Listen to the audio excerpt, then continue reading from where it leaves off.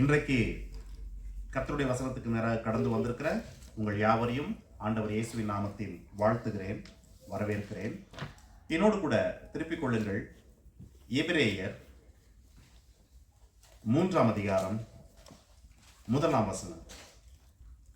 இப்படி இருக்க பரம அழைப்புக்கு பங்குள்ளவர்களாகிய பரிசுத்த சகோதரரே, நாம் அறிக்கை பண்ணுகிற அப்போஸ்தலரும் பிரதான ஆசாரியருமாயிருக்கிற கிறிஸ்து இயேசுவை கவனித்து பாருங்கள். இந்த வசனத்தில் இயேசுவை கவனித்து பாருங்கள் என்று சொல்லி இந்த புத்தக ஆக்கியோன் எழுதியிருக்கிறார். அப்படிப்பட்ட அந்த இயேசு யார் என்றும் எழுதியிருக்கிறார். இந்த வசனத்தின் அடிப்படையிலே இயேசு யார் என்றால் அப்போஸ்தலர் ஒன்று, இரண்டாவது பிரதான ஆசாரியர் என்று இரண்டு பதங்களை பயன்படுத்துகிறார். நாம் இன்றைக்கு அப்போஸ்தலர் என்கிறதான அந்த வார்த்தையை குறித்து சிந்திக்க போகிறோம். அதாவது இயேசு அப்போஸ்தலர் என்கிற பதத்தை. நாம் இதுவரைக்கும் அப்போஸ்தலர்கள் என்றால் யாரை நினைத்துக் கொண்டிருக்கிறோம்? இயல்பாக என்றால் இயேசுவினுடைய சீஷர்கள், குறிப்பாக அந்த 12 பேர், இல்லையா? ஆனால் வேதம் இங்கே சொல்லுகிறது இயேசுவை அப்போஸ்தலர் என்று. பிரியமானவர்களே, அப்போஸ்தலர் என்றால் என்ன? அப்பாஸ்டல். வாட் இஸ் அப்பாஸ்டல் என்றால் தமிழ்ல அனுப்பப்பட்டவன் என்று பெயர். அனுப்பப்பட்டவன், the one sent on a mission. ஒரு குறிப்பிட்ட ஒரு காரியத்தை செய்வதற்கென்று அனுப்பப்பட்டவன். The one sent on a mission or the one who is sent, அல்லது specially commissioned representatives. specially commissioned, அதாவது ஒரு சிறப்பான வேலைக்காக கமிஷன் பண்ணி அனுப்பின ஒரு ஆள், அவர்கள் தான் அப்போஸ்தலர். அப்போ இங்கே இயேசுவை குறித்து இந்த வசனம் சொல்லுகிற போது ஜீசஸ் அப்போஸ்தல் என்று சொல்லுகிறது. அப்பொழுது இயேசு அனுப்பப்பட்டார் என்பதை நாம் புரிந்து கொள்ள வேண்டும். எதற்கு என்றால் a specially commissioned mission, a special mission. அப்போஸ்தலர்கள் என்பவர்கள் அவர்கள் வாழுகிற இடத்திலிருந்து வேறு ஒரு இடத்திற்கு அல்லது வேறு ஒரு தேசத்திற்கு, வேறு ஒரு பகுதிக்கு ஒரு குறிப்பிட்ட காரியத்தை செய்வதற்கு அனுப்பப்படுகிறவர்கள். நாடுகள் சில நேரங்களிலே மிலிட்டரி ஆக்ஷன்ஸ் எடுக்கிறதுக்கு பக்கத்து நாடுகளுக்கு ஒரு குறிப்பிட்ட டீமை, 1 அல்லது 2 அல்லது ஒரு சில வீரர்களை சேர்ந்த ஒரு சின்ன டீமை சில மிஷனை அனுப்புவாங்க. ஸ்மால் மிஷன், ரகசியமா இருக்கும் நாடுகள் அனுப்புறதெல்லாம். அவர்கள் போய் அந்த காரியத்தை செய்துவிட்டு வருகிற வரைக்கும் யாருக்குமே தெரியாது. இது போல உலகம் முழுவதும் இருக்கிற எல்லா நாடுகளும் அவரவர்கள் மிலிட்டரியில பல்வேறு காரியங்களாக பல்வேறு தேசங்களுக்கு ஆட்களை அனுப்புவது உண்டு. அதெல்லாமே ஒரு சீக்ரெட் மிஷன்ஸ். அதே போல கடவுளும் அவருடைய மிஷனா அநேகரை அனுப்பி இருக்கிறார். அவரவர்கள் வாழ்வு காலத்தில் அவரவர்களை எழுப்பி இருக்கிறார். அப்படி இயேசுவும் அனுப்பப்பட்டவர், அப்போஸ்தல் என்று இந்த வசனம் சொல்லுகிறது. பிரியமானவர்களே, அனுப்பப்பட்டவன் என்றால் முதலாவது நாம் சில கேள்விகளை அதில் கேட்க வேண்டும். யாரால் அனுப்பப்பட்டவன்? எதற்காக அனுப்பப்பட்டவர்? எங்கிருந்து அனுப்பப்பட்டவர்? எந்த இடத்திற்கு அனுப்பப்பட்டவர்? எவ்வளவு காலத்திற்கு அனுப்பப்பட்டவர் என்கிற கேள்விகள் இருக்கிறது. இதுல யாரால் அனுப்பப்பட்டவர், எங்கிருந்து அனுப்பப்பட்டவர், எங்கே அனுப்பப்பட்டவர், எதற்காக அனுப்பப்பட்டவர், அல்லது ஏன் அனுப்பப்பட்டவர், அல்லது எவ்வளவு காலத்திற்கு அனுப்பப்பட்டவர். இந்த எல்லா கேள்விகளையும் உள்வாங்கிக் கொள்ளுகிற போது அப்போஸ்தலர் என்கிற வார்த்தையினுடைய அந்த மிஷனுடைய பின்னணியை நாம் அறிந்து கொள்ள முடியும். அதற்கு நாம் இயேசுவை குறித்து கற்றுக்கொள்ள போகிறோம். ஆனால் அனுப்பப்பட்டவர்கள் எப்படி காரியங்களை செய்வார்கள் என்பதற்கு உதாரணமாக இன்றைக்கு நாம் வாசித்த பகுதிக்கு கடந்து போய்விட்டு வரலாம். என்னாகமம் 13 1 முதல் 3 வரை கடவுள் மோசேயின் இடத்தில் சொல்லுகிறார். இவர்கள் காதேஸ் பனாயா என்கிற ஒரு இடத்தில் இருக்கிறார்கள். அப்படி இருக்கிற அவர்களிடத்திலே கடவுள் சொல்லுகிறார், நான் இஸ்ரவேல் புத்திரருக்கு கொடுக்கும் கானான் தேசத்தை சுற்றி பார்ப்பதற்கு நீ மனுஷரை அனுப்பு என்று சொல்லுகிறார். மோசேயும் 12 கோத்திரத்திலிருந்து 12 மனிதர்களை தெரிந்து கொண்டு அனுப்புகிறார். They were sent or they were commissioned with a mission. 12 பேர். இந்த 12 பேருக்கு கமிஷன் என்ன, மிஷன் என்ன என்றால், அவர்கள் நதியை கடந்து, அதாவது யோர்தான் நதியை கடந்து கானான் தேசத்திற்குள் போக வேண்டும். போய் அந்த தேசம் எவ்வளவு பெரியது, அதுவும் அந்த தேசத்தில் அவர்கள் எங்கிருந்து எங்க வரைக்கும் போகணும்னு அவங்க சொல்லியிருக்காங்க பாருங்க. கானான் தேசத்தை சுற்றி பார்க்க அனுப்பும் போது அவர் பல்வேறு காரியங்களை அங்கே கொடுத்திருக்காரு. நீங்கள் அந்த தேசம் முழுவதையும் சுற்றி பார்க்க வேண்டும். அந்த தேசம் எப்படிப்பட்டது, 18ஆம் வசனம்.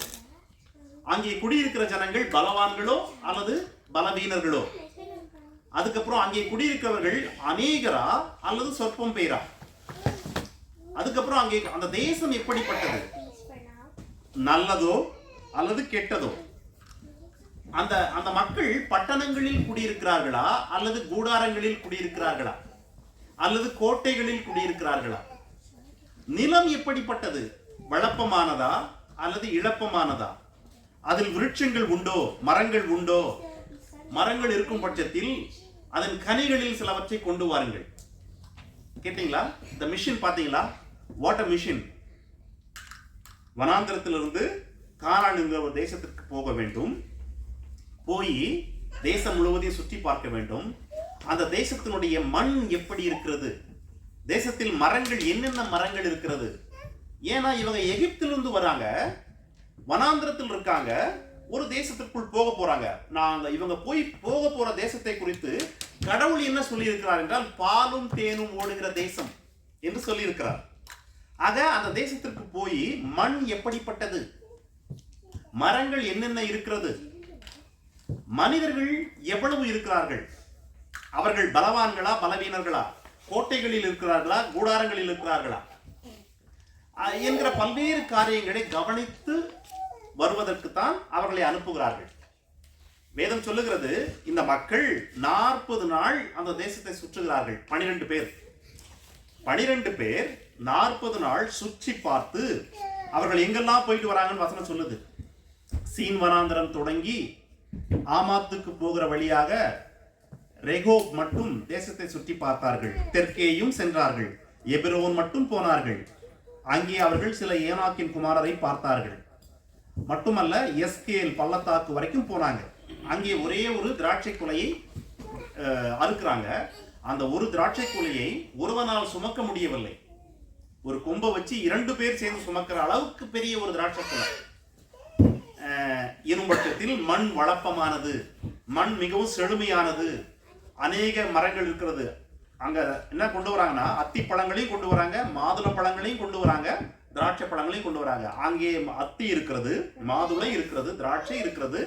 ஆகவே நல்ல உணவு இருக்கிறது, மண் வளமா இருக்கிறது.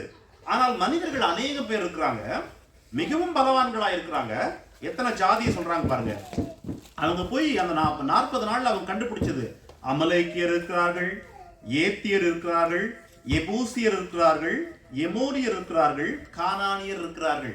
இவ்வளவு மக்களும் இங்க வாழ்ந்துட்டு இருக்காங்க. நாங்க பார்த்த வரைக்கும் தேசம் பெரிதுதான், தேசம் நல்லதுதான், மண் வளமானதுதான், நல்ல கனிகள் இருக்கிறது. இதோ உதாரணம்.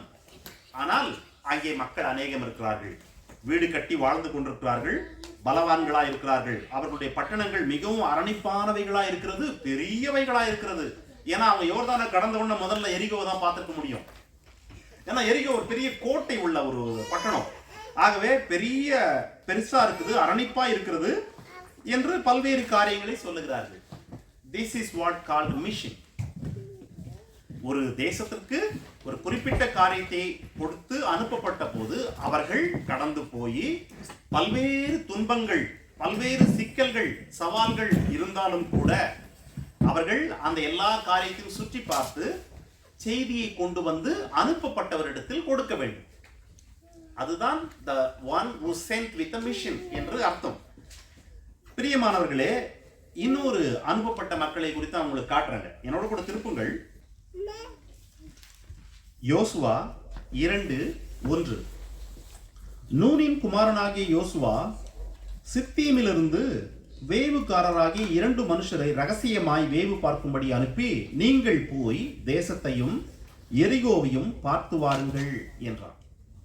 நல்லா கேளுங்க, இந்த யோசுவா ஏற்கனவே 40 நாள் இந்த தேசத்தை பார்க்க அனுப்பப்பட்ட ஒருவன் இவன். ஏற்கனவே இந்த 13ஆம் அதிகாரத்தில் பார்த்தோம் இல்லையா, என்னாகமத்துல, அதுல ஏற்கனவே அனுப்பப்பட்ட 12 பேரில் இவன் ஒருவன். இவன் பார்த்து வந்து செய்தியை கொடுத்தவன். அப்படி கொடுத்த அவன் இப்பொழுது இவன் தலைமை பொறுப்பில் இருக்கிறான். இப்பொழுது இவன் கானான் தேசத்திற்குள் போய் பல யுத்தங்களை செய்ய வேண்டிய ஒரு நிலை துவங்க போகிறார்கள். துவங்குவதற்கு முன்னதாக இவர்களுக்கு முன்பு இருப்பது எரிகோ. ஆகவே யோசுவா 2 மனிதரை ரகசியமா அனுப்புறான். போயிட்டு எரிகோ எப்படிப்பட்டது என்று அதனுடைய செய்தியை நீங்கள் சேகரித்து வாருங்கள் என்று அனுப்புகிறான். They were sent with a mission again. அவர்கள் they were taking this mission. எரிகோவுக்கு போறாங்க. போய் ராகாப் என்கிற ஒரு பெண்ணுடைய வீட்டில் தங்குகிறார்கள். தங்கி அந்த அதிகாரத்தினுடைய கடைசி 2 வசனத்துல செய்தி கொண்டு வராங்க. யோசுவா 2:23-24. அந்த 2 மனுஷரும் திரும்பி மலையிலிருந்து இறங்கி ஆற்றை கடந்து நூனின் குமாரனாகிய யோசுவாவின் இடத்தில் வந்து தங்களுக்கு சம்பவித்த யாவையும் அவனுக்கு தெரிவித்து, கர்த்தர் தேசத்தை எல்லாம் நம்முடைய கையில் ஒப்பு கொடுத்தார், தேசத்தின் குடிகள் எல்லாம் நமக்கு முன்பாக சோர்ந்து போனார்கள் என்று அவனோட சொன்னார்கள். தேசம் எப்படிப்பட்டது? அந்த எரிகோவை நாம் வீழ்த்த முடியுமா? என்ன செய்யலாம்? எப்படிப்பட்டது, எவ்வளவு பெரியது என்று பார்த்து வாருங்கள் என்று சொல்லும்போது இவர்கள் போய் பார்த்துட்டு வராங்க. செய்தி என்ன என்றால், அந்த தேசத்தின் குடிகள் எல்லாம் நமக்கு முன்னாடி சோர்ந்து போயிருக்கிறாங்க. கடவுள் அந்த தேசத்தின் மக்களை நமது கரங்களில் கொடுத்து விட்டார் என்ற செய்தி. ஆகவே அனுப்பப்படுதல் என்பது எப்பொழுதுமே மிக முக்கியமான ஒன்று. உங்களை கூட உங்க வீட்டுகள்ல இருந்து அம்மாங்க கடைக்கு அனுப்பியிருப்பாங்க. சில நேரத்தில் போய் ஒரு பொருள் வாங்கிட்டு வாங்க. அநேக பேர் தப்பா வாங்கிட்டு வந்திருப்போம், அல்லது சில்லறையை விட்டுட்டு வந்துட்டு இருப்போம், அல்லது வாங்கின பொருளை வழியில முடிச்சுட்டு வந்துட்டுக்குவோம். என்னென்னமோ நடந்திருக்கும். அதெல்லாம் நம்ம குழந்தை பருவத்தில் நடந்த சம்பவங்கள். அது பெருசா ஒன்றும் குடும்பத்தை பாதிச்சிடல. பட் நீங்க அதை ரீகால் பண்ணிக்கலாம். இங்கே இஸ்ரேல் மக்களை 12 பேரை மோசே அனுப்புறாரு, 2 பேரை யோசுவா அனுப்புறாரு. இந்த 2 பேரும், அந்த 12 பேரும் அவர்களுடைய அந்த டாஸ்கை, அந்த மிஷனை ரொம்ப அழகா செய்தாங்க. 40 நாள் சுற்றி மண்ணை குறித்து, மரத்தை குறித்து, மக்களை குறித்து, தேசத்தை குறித்து நல்ல ஒரு செய்தியை கொண்டு வந்து கொடுத்தாங்க. இதே போல இவர்கள். ஆக அனுப்பப்படுதல் என்பது பொறுப்பு வாய்ந்த ஒரு வேலை. உங்களை யாராவது ஒருத்தர் ஒரு குறிப்பிட்ட வேலைக்கு செலக்ட் பண்ணி அனுப்புறாங்கனாக்கா, யூ நீட் டு அண்டர்ஸ்டாண்ட், அனுப்புறவங்க உங்களுடைய பொட்டன்ஷியலை நம்புறாங்க. அனுப்புற ஒருவன் அனுப்பப்படுகிறவனுடைய பொட்டன்ஷியல் மேல இருக்கிற ஒரு ஃபெய்த், அவன் அந்த காரியத்தை செய்து விடுவான் என்கிறதான ஒரு நிச்சயம், அதனாலே அடிப்படையில் தான் உங்களை அனுப்புகிறார்கள் என்பதை நாம் எப்பொழுதுமே புரிந்து கொள்ள வேண்டும். இங்கே நாம் இப்பொழுது நம்முடைய வசனத்திற்கு கடந்து வரலாம். எபிரேயர் 13ஆம் அதிகாரத்துடைய 1ஆம் வசனம் இயேசுவை குறித்து அங்கே என்ன சொல்லுது? ஜீசஸ் அப்போஸ்தலர், நாம் அறிக்கை பண்ணுகிற அப்போஸ்தலராகிய இயேசு என்று சொல்லுகிறது. அப்போ இயேசு அனுப்பப்பட்டவரா என்றால் ஆம். இப்போ நமக்கு கேள்வி என்னன்னா, ஏன் இயேசு பிதாவினால் அல்லது கடவுளால் இந்த பூமிக்கு அனுப்பப்பட்டார்? அந்த 12 பேரும் எதற்கு கானான் தேசத்துக்கு அனுப்பப்பட்டாங்க நமக்கு தெரியும். இப்போ சுற்றி பார்த்து காரியங்களை கொண்டு வர. அந்த 2 பேரும் எதற்கு எரிகோவுக்கு அனுப்பப்பட்டாங்க நமக்கு தெரியும். இப்போ இந்த same way, why Father God sent Jesus into the world என்கிற கேள்வியை எழுப்பும் போது இயேசுவுக்கும் இதே காரியங்கள் பொருந்தும். யார் அனுப்பினது? எங்கே இருந்து அனுப்பினார்? எதற்காக அனுப்பினார்? எங்கே அனுப்பினார்? எவ்வளவு காலத்திற்கு அனுப்பினார் என்கிற கேள்விகளை நாம் எழுப்ப வேண்டும். இயேசுவை அனுப்பினது பிதா. எங்கே இருந்து அனுப்புகிறார்? பரலோகத்திலிருந்து இந்த பூமிக்கு அனுப்புகிறார். எதற்காக அனுப்புகிறார் என்றால், அதுல எப்படி இந்த மக்களுக்கு அநேக கேள்வி மோசே கொடுத்தாரோ, மண்ணை செக் பண்ணிட்டு வா, பழத்தை சாயலுக்கு அடையாளத்துக்கு எடுத்துட்டு வா, பட்டணங்களை சோதிச்சு பாரு, மனிதர்கள் என்னென்ன ஜாதி இருக்காங்கன்னு பார்த்துட்டு வா, அவங்க ஸ்ட்ராங்கா இருக்காங்களா, அவங்க என்ன மாதிரி வீடுகள்ல இருக்காங்க பார்த்துட்டு வா என்பது போலவே இயேசுவுக்கு பல்வேறு டாஸ்க் அவர் பிதா கொடுத்திருந்தார். He gave a lot of things. அந்த lot of எல்லா டாஸ்க்கும் இணைஞ்சுதான் it was called a mission, or he was commissioned with a mission from heaven to earth. பரலோகத்திலிருந்து பூமிக்கு ஒரு மிஷனோட தான் இயேசு வந்தார், அனுப்பப்பட்டார். He was sent. என்னோடு கூட திருப்புங்கள். ஏன் அனுப்பப்பட்டார்னா அதுல ஒரு சில காரியங்களை உங்களுக்கு சொல்றேன். முதல் விஷயம் என்னன்னா, கடவுளை ஒருவனும் ஒரு காலும் கண்டதே இல்லை. கடவுளை ஒருவனும் ஒரு காலும் கண்டதே இல்லை. Nobody ever sees God. இங்கே சொல்லுகிற கடவுள் என்பது இந்த பூமியை படைத்த, இந்த அண்ட சராசரங்களை படைத்து இப்பொழுதும் ஆண்டு கொண்டிருக்கிறதான கடவுள், யெகோவா கடவுள். அவரை ஒருவரும் ஒரு காலும் கண்டது இல்லை. யோவான் 1 அதிகாரத்தினுடைய 18 வசனம் அது சொல்லுது. தேவனை ஒருவனும் ஒரு காலம் கண்டதில்லை, ஒருவனும் ஒரு காலம் கண்டதில்லை. அப்போ தேவனுக்கு, அதாவது கடவுளுக்கு ஒரு நெசசரி வந்துருச்சு. என்ன என்றால், பிதா எப்படிப்பட்டவர் என்பதை இதுவரைக்கும் இயேசு இந்த பூமிக்கு வர வரைக்கும் பூமியில் வாழ்ந்து கொண்டிருந்த மனித சமுதாயத்திற்கு தெரியவே தெரியாது. அவருடைய வசனங்களின் வாயிலாக அவர் எரிச்சல் உள்ளவர், அல்லது அவர் பரிசுத்தமானவர், அல்லது அவர் இரக்கம் உள்ளவர், அல்லது அவர் பாதுகாக்கிறவர் என்கிற, ஆசீர்வதிக்கிறவர் என்கிற பல்வேறு அவருடைய பண்பு தன்மைகளை வசனத்தின் வாயிலாக அவர்கள் அறிந்து வைத்திருக்கிறார்கள். இஸ்ரவேல் மக்கள், புற மக்கள் இல்லை என்கிற நிலை இருக்கிறது. ஆனால் உண்மையிலேயே கடவுளுடைய குணம் என்ன, அவர் எப்படிப்பட்டவர், what is his character, what is his nature என்பது யாருக்கும் தெரியாது. பிகாஸ் யாரும் பார்க்கல, யாருமே இன்னும் கண்ணால் பார்க்கல. ஒரு குறிப்பிட்ட மனிதனை குறித்து நீங்கள் அதிகம் கேள்விப்படுகிறீர்கள், ஒரு குறிப்பிட்ட பேரை அதிகம் கேள்விப்படுறீங்க, உங்க வேலை ஸ்தலத்துல கேள்விப்படுறீங்க, பத்திரிகையில படிக்கிறீங்க, கீப் ஆன் கேள்விப்பட்டுட்டே இருக்கிறீங்க டெய்லி. ஆனா இதுவரைக்கும் பார்க்கவே இல்லை என்பது போல அவர்கள் கடவுள் கடவுள் கடவுள் கடவுளுடைய வழி வார்த்தைகள் என்று கேள்விப்பட்டு கொண்டே இருக்கிறாங்க. nobody never seen. But Father God அவருக்கு ஒரு எண்ணம் இருக்கிறது. என்னவென்றால், கடவுள் எப்படிப்பட்டவர் என்பதை இந்த மக்களுக்கு தெரிவிக்க வேண்டும். திரித்துவத்தில் இரண்டாவது நபராகிய அவரை மனிதனாக இந்த பூமிக்கு அனுப்புகிறார். அதுதான் அவர் கண்டுபிடித்த ஒரு வழி. என்னவென்றால், என்னோடு கூட திருப்புங்கள் இப்பொழுது கொலோசியர் 1 அதிகாரம் 15 வசனம்.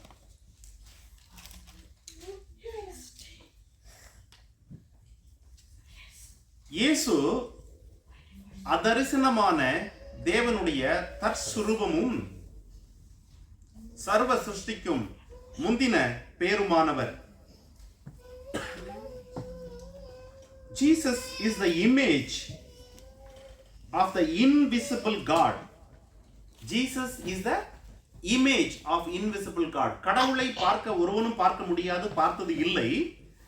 இயேசுவை குறித்து வேதம் சொல்லுது, Jesus is the image of invisible God. பார்க்க முடியாத கடவுளாகிய கடவுளுடைய இமேஜ் ஜீசஸ் என்று சொல்லுகிறது. அப்படியே நீங்கள் எபிரேயர் 1 அதிகாரத்துக்கு வாங்க. எபிரேயர் 1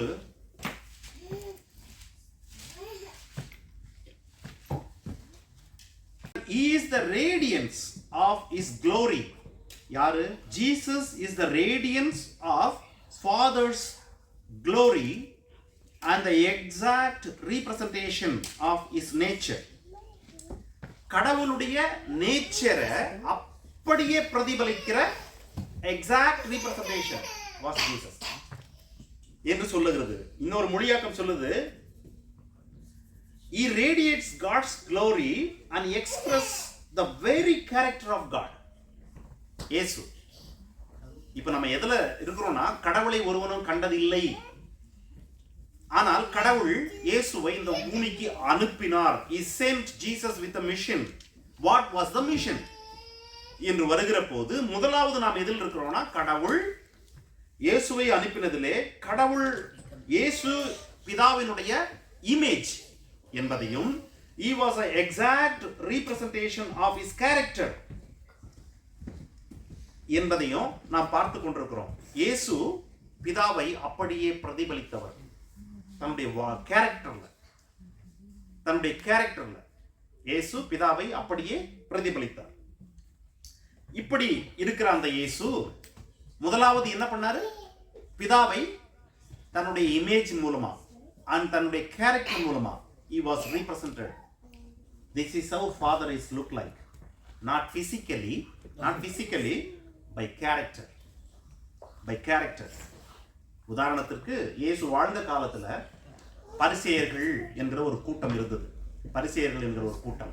வேத பாரகர்கள் என்கிற கூட்டம் இருந்தது. இந்த பரிசேயர்கள் என்பவர்கள் ஒரு ஆயக்காரன் எதிரில் வந்தா அப்படியே விலகி நின்றுடுவாங்க. ஐயோ அப்படின்னு, அதாவது தொடக்கூடாதவன் வந்துட்டான்றது என்பது போல. ஒரு விபச்சாரம் செய்கிற ஒரு ஸ்திரீ வந்துட்டாக்கா அந்த தெருவில் போகவே மாட்டாங்க. அந்த அளவுக்கு தங்களை பரிசுத்தமானவர்களாகவும் அவர்களை மிகவும் பாவிகளாகவும் கருதி அவர்களை விலக்கி வைப்பார்கள். ஒரு ஆயக்காரனோடு அமர்ந்து சாப்பிடவே மாட்டாங்க. ஒரு பந்தி இருக்கிறது, அந்த பந்தியில போய் ஒரு பரிசேயன் உட்கார்ந்து இருக்கிறான், சக மனிதர்கள் உட்கார்ந்து இருக்கிறாங்க, ஒரு ஆயக்காரன் வராங்க. ஆயக்காரன் என்றால் வேற ஒண்ணுமே இல்லை, வரி வசூல் செய்கிறவன். வரியை வசூல் செய்கிறவன், அரசாங்கத்திற்காக வேலை செய்து வரி வசூல் செய்கிறவன். ஏன் அவன் கூட சேர மாட்டானா? அவனை பரிசேயனை பொறுத்த வரைக்கும் ஆயக்காரன் மேல என்ன எண்ணம் இருக்குன்னா, இவன் அதிகமாய் வரி வசூலிக்கிறான். அரசாங்கம் சொல்ற 2 ரூபாவோட அதிகமா வசூலிச்சு 2 ரூபாவை அரசாங்கத்திட்ட கொடுத்துடுறான், அதிகத்தை அவன் வச்சுக்கிறான். ஆகவே அவன் திருடுகிற அவனோடு நான் உடன்பட மாட்டேன் என்று சொல்லி அவன் வந்தா அவனோட உட்கார்ந்து கூட சாப்பிடுறதில்லை. இப்படிப்பட்ட மக்கள் இருந்த நாட்களிலே இயேசு ஆயக்காரனோடு அமர்ந்து சாப்பிடுகிறார். which means he was representing God's image, God's own character. What was the character? கடவுள் பாவிகளை வெறுப்பது இல்லை. He was representing அங்க. He radiates God's own character. What was that? பாவிகளை பிதா வெறுப்பது இல்லை. ஆனால் பாவிகள் பாவிகளாகவே இருக்க வேண்டும் என்று அவர் பிதா விரும்பல. அவர்கள் மனம் திரும்ப வேண்டும் என்று நினைக்கிறார். ஆனால் பாவிகளை நேசிக்கிறார். அதை இயேசு தன் வாழ்க்கையில் காட்டினார். உதாரணத்திற்கு சொல்லுகிறேன் இதை. The same way Jesus அடுத்து என்ன செஞ்சாரு என்று பார்க்கும்போது என்னோடு கூட திருப்புங்கள் யோவான் 17ஆம் அதிகாரம்.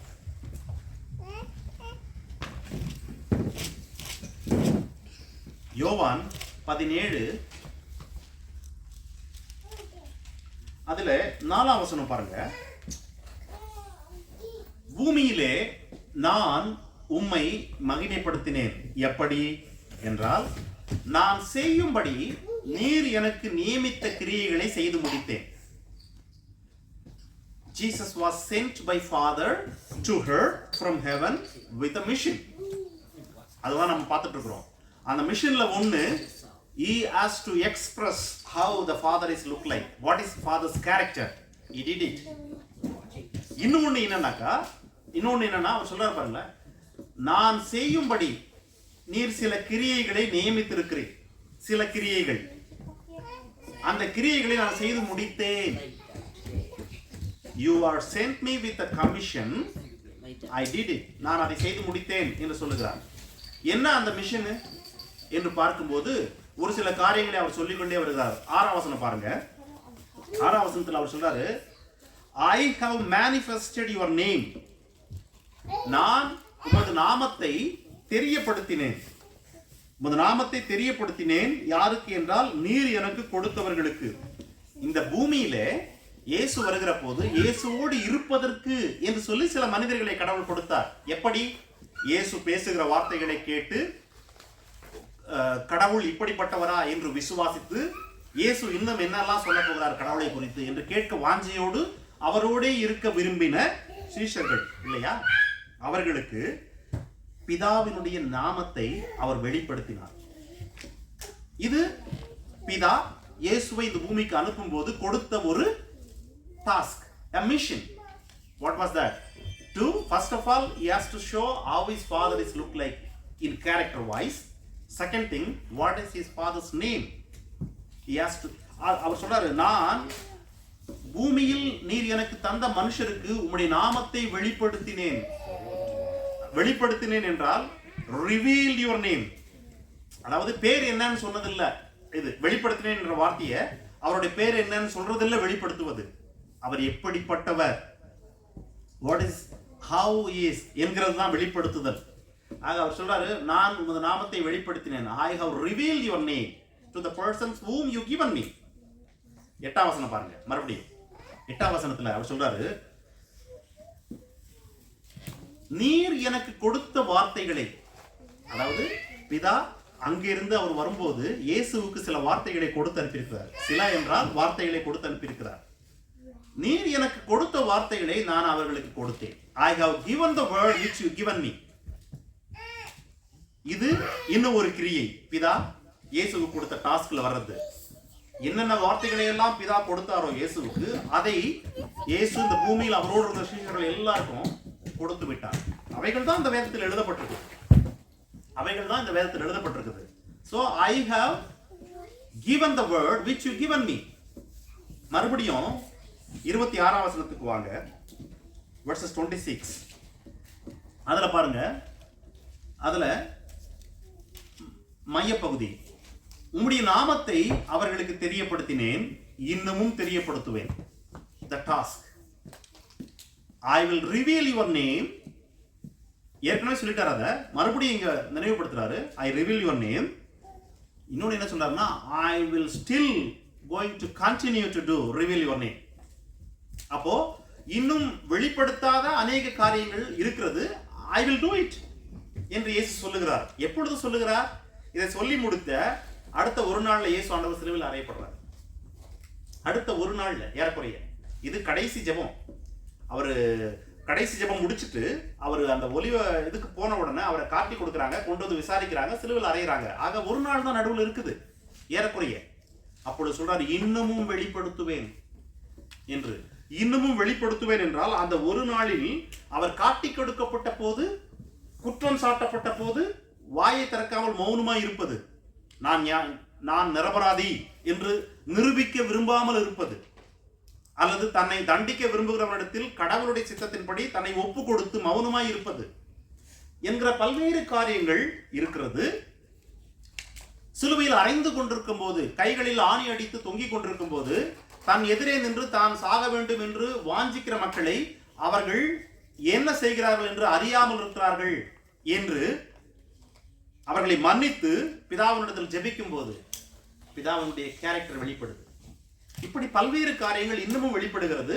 இயேசு இந்த பூமியை விட்டு கடந்து போன பின்பும் இயேசுவின் ஆவியானவர் வழியாக அவருடைய சீஷர்கள் மூலமாக இன்னமும் வெளிப்படுத்தப்பட்டு கொண்டிருக்கிறது. It is not outside the Bible, it's only inside the Bible I am talking. அப்போ இயேசு இந்த பூமிக்கு வந்து பிதா எப்படிப்பட்டவர், he radiates his character, he radiates his representation, exact representation, and also he reveals his name and he gave his words which he given, and he reveals, he will continue to reveal. இப்படி பல்வேறு காரியங்களை இயேசு ஆண்டவர் இந்த பூமியிலே செய்து கொண்டே இருந்தார். ஆக நாம் தெளிவாக அறிந்து கொள்ள வேண்டும், இயேசு இந்த பூமிக்கு வந்ததனுடைய நோக்கம் என்ன? சாதாரண குழந்தை கிறிஸ்தவர்கள் என்ன சொல்வாங்கன்னா, என்னை ரட்சிக்க, அல்லது எனக்காக ஜீவனை கொடுக்க, அல்லது சிலுவையில் மறிக்க. இது மூன்றுமே உண்மை. என்னை ரட்சிக்க தான் வந்தார், எனக்காக ஜீவனை கொடுக்க தான் வந்தார். அதாவது which means என்னை எனும்போது உங்களை எனும்போது இந்த உலகத்தில் இருக்கிற எல்லோரையும் ரட்சிக்க வந்தார், ஜீவனை கொடுக்க வந்தார், சிலுவையில் மறிக்க வந்தார். இதுதான் நமது கண்களுக்கு தெரிகிறது. இதுதான் நம்ம கண்களுக்கு தெரியுது. அதாவது கானானுக்கு போய் எப்படி இருக்குதுன்னு பார்த்துக்குவாங்க என்று சொன்ன ஒரு வார்த்தை தான் அது நம்ம கண்களுக்கு தெரியுது. ஆனால் மண் எப்படிப்பட்டது, என்ன வீடுகளில் இருக்கிறாங்க, மனிதர்கள் பலவான்களா பலவீனர்களா என்கிற உள்ள இருக்கிற செய்திகள் இருக்குல்ல, பல்வேறு கேள்விகள், இவைகள் எல்லாவற்றுக்குமான பதில ஒண்ணு தான் இதுங்க. அப்படியே எனக்காக மறிக்க வந்தார் என்பது கானானை பார்க்க வந்தார் என்பது போல. ஆனால் மண் எப்படிப்பட்டது, அல்லது மனிதன் எப்படிப்பட்டவன், வீடுகள் எப்படி என்பது என்ன, பிதா எப்படிப்பட்டவர், பிதாவுடைய வார்த்தைகள் என்ன, எப்படி எப்பொழுது யாரிடத்தில் பேச வேண்டும் என்ற எல்லாமே, எவ்வளவு காலம் எங்கே இருக்க வேண்டும். கானானை பார்த்துட்டு வாங்கன்னு சொல்றாங்க அவங்களுக்கு. அந்த மக்கள் கானானை தாண்டி பாபிலோனை போய் பார்த்துட்டு வரல, கானான் மட்டும் தான் பார்த்துட்டு வந்தாங்க. அதே போல இயேசுவை கடவுள் பூமிக்கு அனுப்பினார். பூமியிலே அவர் அனுப்பினது இந்த கானான் என்கிறதான இஸ்ரவேல் மக்கள் வாழ்ந்த பகுதிக்கு அனுப்பினார். அவர் இந்தியாவுக்கு வரல. அங்கிருந்து அவர் அங்கிருந்து அமெரிக்காவுக்கு போல, அவர் அங்கிருந்து வேறெங்கும் போல. கடவுள் அனுப்பின இடத்தில் மட்டுமே இருந்தார். எவ்வளவு காலம்? அவருடைய முதல் ஊழியத்தை துவங்கின முதல் ஆண்டிலேயே அவர் மீது கை போட வகை தேடினாங்க. முதல் பிரசங்கம் அவர் பண்றாரு லூக்காவில் 4ஆம் அதிகாரத்தில். அங்கேயே அவரை என்ன பண்றாங்கன்னா கொண்டு போய் மலை மேல தள்ளி கொன்னுடணும்னு பாக்குறாங்க, முதல் முறையே. அதனால அவங்களால செய்ய முடியல. ஆனா 3 ஆண்டுகளுக்கு பின்னாடி அவரை கைது செய்யணும்னு நினைக்கிறாங்க. கைது செய்த முடியுது. ஏன் முடியுது என்றால் அவருடைய காலம் அவ்வளவுதான். இவர்கள் 40 நாள் சுத்தி விட்டு வந்தாங்கல்ல, அது போல இவருக்கு இவ்வளவு நாள் அவர் வெளிப்படுத்தினா போதும், இந்தந்த கிரியைகளை செய்தால் போதும் என்று பிதா திட்டமிட்டு வைத்திருந்த எல்லாம் முடிந்தது. ஆகவே அவரை கைது செய்தாங்க, அவரை சிலுவையில் அறைஞ்சாங்க. ஆக எவ்வளவு காலம் என்பது அனுப்பியவரிடத்தில் இருக்குது, அனுப்பப்பட்டவனிடத்துல இல்ல. எங்கே போக வேண்டும் என்பது அனுப்புனவரிடத்தில் இருக்குது, அனுப்பப்பட்டவனிடத்துல இல்ல. என்ன பேச வேண்டும் அனுப்புறவரிடத்துல இருக்குது, அனுப்பப்பட்டவனிடத்துல இல்ல. பாருங்க இந்த வசனத்தை பாருங்க. யோவான் 5ஆம் அதிகாரத்துக்கு வாங்க.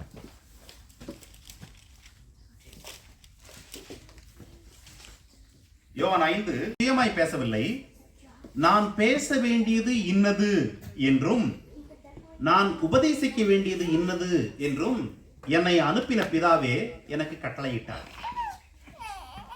நல்லா கேளுங்க. நான் என்ன பேசணும்னா என்னன்னா, என்ன சுத்தமாக்குங்க அப்படின்னு ஒருத்தர் இயேசு ஆண்டவர்கிட்ட வந்து கேட்கிறாரு.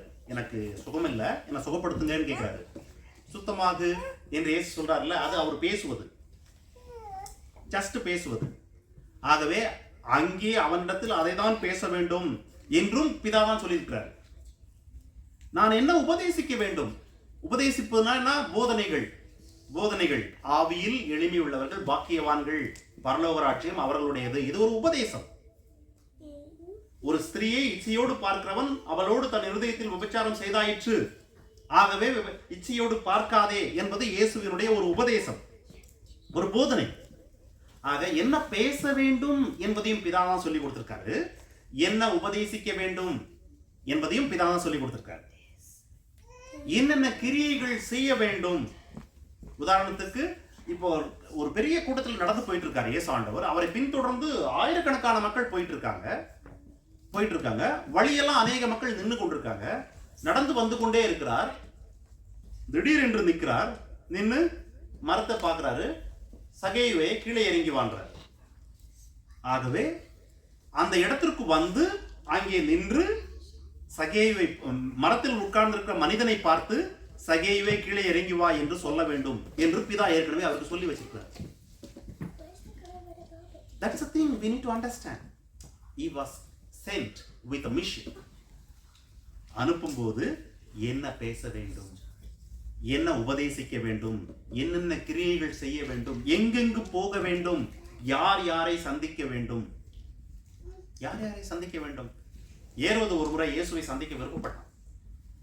இவன்தான் ஒருவேளை நான் கொன்றுவிட்ட யோவான் ஸ்நானகனோ என்று ஆச்சரியமாக சந்திக்க விருப்பப்பட்டான். இயேசு சந்திக்கல. ஆனால் ஏரோதுவை இயேசு சந்திக்கும்படியான சூழலை பிதா வைத்திருந்தால் சிலுவைக்கு போவதற்கு முன்னதாக அது நடந்தது. ஆக எப்பொழுது யாரை சந்திக்க வேண்டும், எங்கே சந்திக்க வேண்டும், என்ன பேச வேண்டும், என்ன செய்ய வேண்டும், என்ன உபதேசிக்க வேண்டும், everything was in that mission. அவருக்கு கொடுக்கப்பட்ட மிஷன்ல. இப்போ உதாரணத்துக்கு மிலிட்டரி ஆபரேஷன் ஏதோ நடக்குது, பக்கத்து தேசத்துல போயிட்டு நம்மளுடைய உளவாளி ஒருத்தர் மாட்டிக்கிட்டு அவனை தூக்கிட்டு வரணும், அல்லது நம்மளுடைய அங்க ஒரு குற்றவாளி ஒருத்தர் இருக்கிற அவனை போய் தூக்கிட்டு வரணும். It's a secret mission. ஒரு ஃபைலா தருவாங்க கையில அந்த டீம் கிட்ட. அந்த ஃபைல்ல இருக்கும், நீ அங்க போகணும்னு உன் பேர் என்ன, உதாரணத்துக்கு அங்க போனா நீ யாரை சந்திக்கணும், உனக்கு யார் உதவி செய்வாங்க, கான்டாக்ட் பண்றதுக்கு உனக்கு என்ன கோட் நம்பர், அல்லது உனக்கு அங்க என்ன கிடைக்கும். நீ அங்கிருந்து சம்பந்தப்பட்ட பொருளை எடுத்துட்ட அப்படின்னா உன்னை அங்கிருந்து ஏற்றிக்கொள்ள வர என்ன வண்டி வரும், அல்லது எந்த நேரத்துக்கு உனக்கு வண்டி வரும், எந்த நேரத்துக்கு அப்புறம் நீ வந்தா உனக்கு வண்டி கிடைக்காது, எங்கே வர வேண்டும், ஒருவேளை நீ பிடிப்பட்டா நீ என்ன சொல்லணும் என்ன சொல்லக்கூடாது என்ற எல்லா செய்தியுமே அடங்கி இருக்கிற ஃபைல் ஒன்று கொடுக்கப்படுவாங்க. அந்த மிஷன் பேர் வச்சு அந்த எல்லாம் இல்லையா. Same way Jesus was send with a mission to this world. பிதாவை வெளிப்படுத்த வேண்டும், பிதா எப்படிப்பட்டவர் என்று, பிதா சொன்னவைகளை செய்ய வேண்டும் என்று பல்வேறு காரியங்களை அவர் அங்கே சொல்லிக் கொண்டே இருக்கிறார், செய்து கொண்டே இருக்கிறார். இப்படிப்பட்ட இந்த இயேசு சொல்லுகிறார். இதே 12ஆம் அதிகாரத்தினுடைய 45ஆம் வசனம் பாருங்க. 45 verses. யோவான் 12:45. என்னை காண்கிறவன், இயேசு சொல்றாரு இந்த பூமியில் இருக்கும்போது, என்னை அனுப்பினவரை கண்டுவிட்டான். என்னை காண்கிறவன் என்னை யார் அனுப்பினாரோ அவரை அவன் பார்த்து விட்டான் என்று அர்த்தம். Reason? He was an exact radiation, exact very character of God. And also he is doing only what he wanted to do, and also he was talking only what he wanted to talk. Then if you see me, இயேசு சொல்றாரு, என் பிதாவை நீ பார்த்து விட்டாய். ஆனால் பிதாவை ஒருவனும் ஒரு காலம் பார்க்க முடியாது. But by seeing me, you can understand something. This is how Father is look like. This is how Father is that. என்று சொல்லி நீ புரிந்து கொள்ள முடியும் என்று இயேசு சொல்லுகிறார். இதே வசனத்தை இன்னொரு வாட்டி சொல்றது அவரு யோவான் 14ஆம் அதிகாரத்தினுடைய 9ஆம் வசனத்துல 14:9 அதனுடைய மையப்பகுதியில, என்னை கண்டவன் பிதாவை கண்டான். இயேசு சொல்றாரு. பிலிப்பு கேட்கிறான், ஆண்டவரே பிதாவை எங்களுக்கு காட்டும். 8ஆம் வசனம். அப்ப இயேசு சொல்றாரு, பிலிப்புவே, நான் இவ்வளவு நாளும் உன் கூட இருக்கிறேன், இத்தனை காரியங்களை செய்திருக்கிறேன், இன்னும் நீ அறியவில்லையா? என்னை கண்டால் பிதாவை கண்டது என்று சொல்றாரு. தட்ஸ் அவருடைய அமேஸ்மெண்ட். அது நான் இவ்வளவு காலம் உன் கூட இருக்கிறேன், இன்னும் நீ அறியவில்லையா? I am the exact radiation of my Father. I am the very character of my Father. நான் இத்தனை காரியம் செஞ்சேன், இத்தனையும் அவர் சொல்லி தான் செஞ்சேன். சோ என்னை கண்டாயினால் பிதாவை கண்டு விட்டாய். ஆக பிதாவை மனிதர்கள் காண வேண்டும் என்பதுதான் அவருடைய மிஷன்ல ஒரு இம்பார்ட்டன்டான டாஸ்க். மனிதர்கள் ஃபாதர் காட் எப்படிப்பட்டவர் பை கேரக்டர் வைஸ் என்பதையும், அவர் என்னென்ன காரியங்களில் பிரியப்படுகிறார், என்னென்ன வார்த்தைகளை பேச வேண்டும் என்று எதிர்பார்க்கிறார் என்கிற எல்லாவற்றையும் இயேசு செய்து முடித்தார். ஆகவே தான் வேதம் தெளிவாக அங்கு சொல்லுகிறது எபிரேயர்ல, ஜீசஸ் was an apostle, அனுப்பப்பட்டவர் with a mission. இந்த இயேசு இருக்கிறார் இல்லையா, இந்த இயேசு என்னோட கூட திருப்புங்கள் லூக்கா 6ஆம் அதிகாரம், லூக்கா 6ஆம் அதிகாரம் 13ஆம் வசனம். பொழுது விடிந்த போது அவர் தம்முடைய சீஷர்களை வரவழைத்து அவர்களில் 12 பேரை தெரிந்து கொண்டு அவர்களுக்கு அப்போஸ்தலர் என்று பெயரிட்டார். நல்லா கேளுங்க, இயேசு அங்கே தம்முடைய சீஷர்களை வர வைக்கிறார். பொழுது விடிந்தவுடனே ஒரு மலையின் மீது இரவு முழுவதும் ஜெபித்துக் கொண்டிருக்கிறார். காலையில் இறங்கி வருகிறார். வந்தவுடன் அவருடைய சீஷர்கள், அவரை பின்பற்றுகிறவர்களாகிய அவருடைய சீஷர்கள் எல்லோரையும் வரவழைக்கிறாரு. அந்த பெருங்கூட்டத்துல எத்தனை பேர் இருந்தாங்கன்னு தெரியாது. 100 பேரோ 150 பேரோ 200 பேரோ இருந்திருக்கலாம். ஈவன் 60 70 எவ்வளவு பேர் வேணாலும் இருந்திருக்கலாம். அந்த கூட்டத்துல 12 பேரை செலக்ட் பண்றாரு. நீ நீ நீ என்று சொல்லி 12 பேரை செலக்ட் பண்ணி இந்த 12 பேருக்கு மட்டும் அப்போஸ்தலர் என்று பெயர் வைக்கிறார். மீதி எல்லாம் சீஷர்கள்.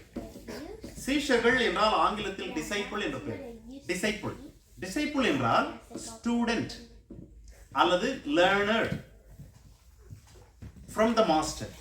Learner from the master, learner and follower. கற்றுக்கொண்டு பின்தொடர்பவன், கற்றுக்கொண்டு கற்றுக் கொடுத்தவரை பின்தொடர்பவன், அதுதான் டிசைபிள். ஆக இவர்கள் அத்தனை பேரும் இயேசுவிடத்தில் கற்றுக்கொண்டு வந்தவர்கள், இயேசுவை பின்தொடர்ந்து கொண்டிருக்கிறார்கள். ஆனால் அவர்களில் 12 பேரை அவர் செலக்ட் பண்ணி he commissioned them as apostles, அனுப்பப்படுவதற்கென்று தெரிந்து கொள்ளப்பட்டார்கள் அவர்கள். இப்போ try to understand, இயேசு பிதாவினால் இந்த பூமிக்கு அனுப்பப்பட்டார் with some mission. மோசே இந்த 12 பேரை வனாந்திரத்திலிருந்து கானானுக்கு அனுப்பினார் with some mission. யோசுவா 2 மனிதர்களை வனாந்திரத்திலிருந்து எரிகோவுக்கு அனுப்பினார் with some mission. அவரவர்களுக்கு கொடுக்கப்பட்ட அந்த காரியங்களை செய்து முடித்தது போலவே இயேசு இப்பொழுது இந்த 12 பேரை தெரிந்து கொண்டிருக்கிறார். இந்த 12 பேரை தெரிந்து கொண்டிருக்கிறார். இந்த 12 பேரை கொண்டு அவர் என்ன செய்ய போகிறார் என்பதை வருகிற வாரத்தில் நாம் கற்கலாம். I will because the time is less, we need to have a lot stable. ஆகவே வருகிற வாரத்தில் will look of the continuation of this message. So இன்றைக்கு நாம் பார்த்த வரையில் Jesus was an apostle. அவர் பரலோகத்திலிருந்து பூமிக்கு கடவுளால் ஒரு குறிப்பிட்ட காலத்திற்கு ஒரு குறிப்பிட்ட சில காரியங்களை செய்யும்படி அனுப்பப்பட்டார்.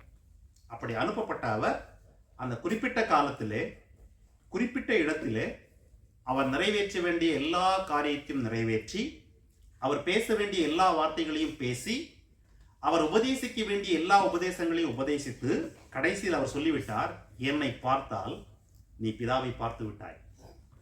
காரணம் என்ன? பிதாவை ஒருவனும் இதுவரைக்கும் பார்த்ததே இல்லை. Father sent Jesus to people to see or people to realize how his father is look like என்று சொல்லி, ஆகவே he came to the particular place where he was sent and he stayed with the particular duration where he was sent and he did exactly what கடவுள் சொன்னதை, பேச சொன்னதை, உபதேசிக்க சொன்னதை எல்லாம் சொல்லி he finished his mission in a beautiful way. File finished. அதெல்லாம் முடிச்ச உடனே கடைசியில் அந்த ஃபைல் எடுத்து கபோர்டில் வச்சிருவாங்க. ஃபினிஷ். இதுக்கு மேலே அந்த ஃபைல் தேவையில்லை, ஏன்னா டாஸ்க் முடிஞ்சிடுச்சு என்பது போல. ஆகவே இயேசு அந்த வேலையை முடித்து விட்டார். ஆனால் இயேசு இந்த பூமியில் இருக்கும்போது அவர் சில மக்களை அனுப்ப வேண்டும் என்பதும் பிதாவினுடைய சித்தம். அவர் சில மக்களை அனுப்ப வேண்டும் என்பதும் பிதாவினுடைய சித்தம். அதைதான் செய்வதற்கான துவக்கம் இங்கே அவர் 12 பேரை தெரிந்து கொண்டார். We look after this one next week. May God bless you. நாம் கண்களை மூடி ஜெபிப்போம்.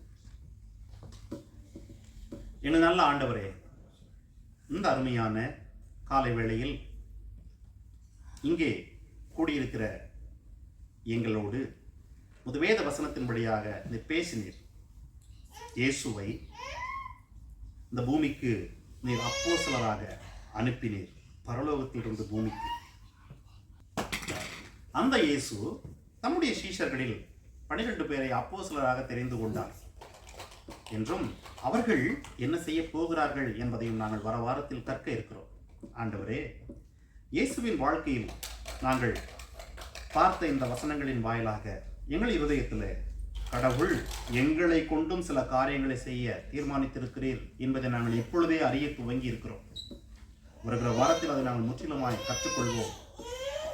நீர் தாமே இந்த வசனங்களை உள்வாங்கிக் கொள்ள எங்களுக்கு ஞானத்தை, பலத்தை, உமது கிருபையை, பரிசுத்த ஆவியானவருடைய அபிஷேகத்தை தந்து வழிநடத்த வேண்டும் என்று ஜெபிக்கிறோம். வசனத்தை கேட்ட ஒவ்வொரு மக்களையும் ஆசீர்வதியும். இயேசுவின் மூலம் ஜெபிக்கிறேன் பிதாவே. ஆமென்.